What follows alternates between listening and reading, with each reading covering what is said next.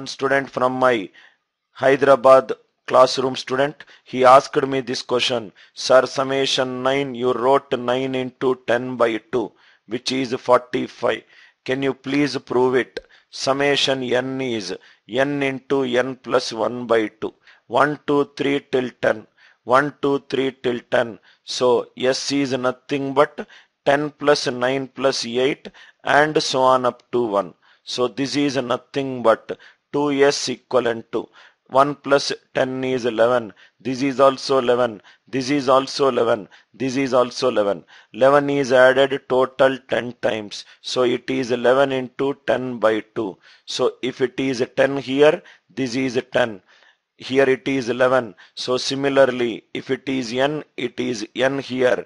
It is nothing but n plus 1 divided by 2. Sum is nothing but n into n plus 1 by 2 divided by 2. I hope the proof is clear, right? How come to know that when a digital sum is 0, then it is? Digital sum is nothing but mathematical definition is digital sum of a number is reminder when you divide a number by 9.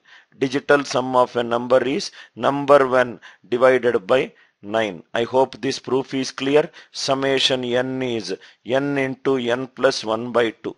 Please write 2 points, sir. Write 2 key points. Right? This kind of questions never came, but you can do it. This is taken from a IIFT 2012 or 13. Please write down this question. It is not in theory. We will discuss it application. 1 square plus minus 2 square plus 3 square minus 4 square plus 5 square minus 6 square and so on up to 19 square minus 20 square. It is equivalent to how much? A square minus b square. It is 1 minus 2 into 1 plus 2. 3 square minus 4 square. 3 minus 4 into 3 plus 4. 19 square minus 20 square.